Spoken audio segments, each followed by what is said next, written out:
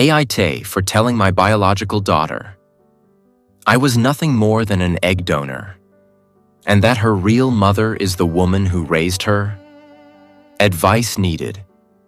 I'm sorry this is long, but it's complicated, and I really need some perspective. 25 years ago, my close friend Clara and her husband James were struggling with infertility. Clara couldn't conceive, and she couldn't use her own eggs either. One day, she asked me if I would consider carrying a baby for them. She wanted to use my egg and James's sperm. At the time, I had already had my 2 children. I was done with having kids. So, I hesitated. Of course I did. It's a huge decision. But eventually, I agreed. I agreed because I wanted to help my friend become a mother. 9 months later, their daughter Bella was born. From the very start, Clara and James raised her as their own. And me? I was always just Auntie. Just a close family friend. That's all Bella ever knew. My own kids, however, always knew the truth. I never hid it from them. They understood that Bella was biologically related to them, and that I had helped my friend bring her into the world. But Bella never knew, because I truly didn't feel it was my place to tell her.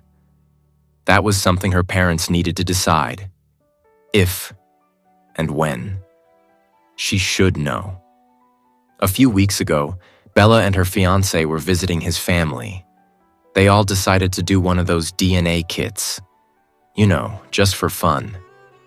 When the results came back, Bella was stunned. She saw that she had Cuban and black ancestry. That confused her, because both Clara and James are white.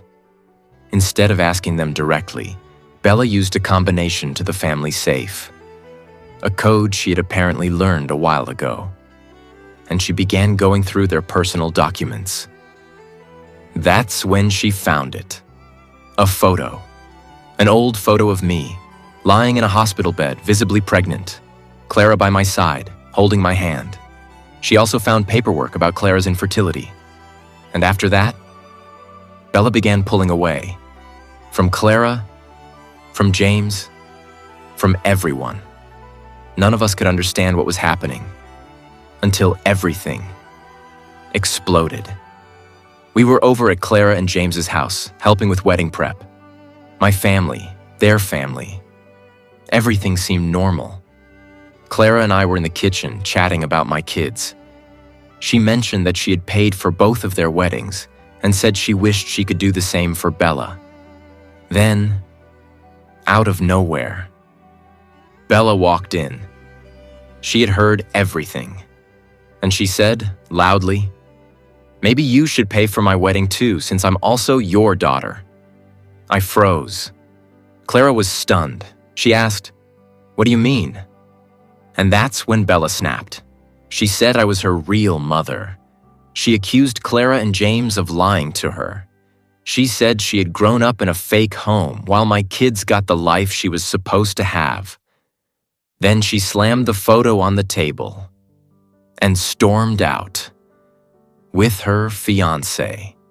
The next day, Clara asked me to come over. Bella didn't want to see me, but showed up later after some convincing. She told us everything about the DNA test, about going through the safe, and how this finally explained something she'd always felt deep down. She said she had always been jealous of my kids, not just for the vacations or home life, but because I gave them a life without hardship. She said she still loved Clara, but she never truly felt like she belonged. Now she believes I'm the missing piece. She even called Clara a child snatcher. That's when I stepped in.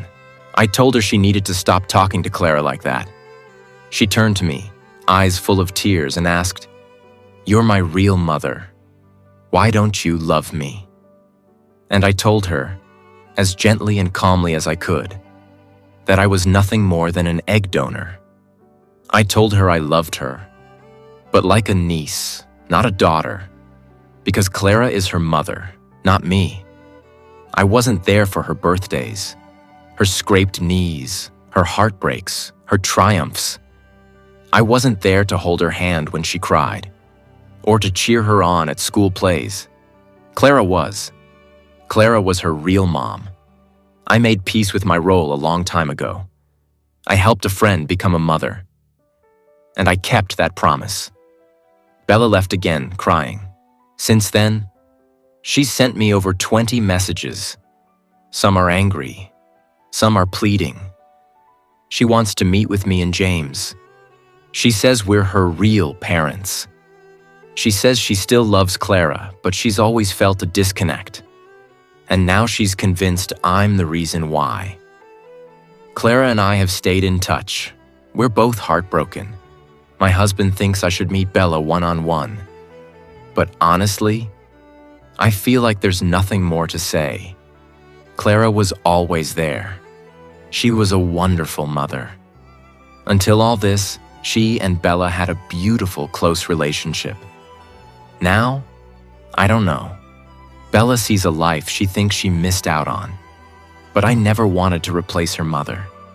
I never saw myself as her mom, not because I didn't care, but because that was never the agreement. So I ask you, AITA, what would you do if you were in my shoes? Do you think Bella has a right to demand a parental connection just because we share DNA?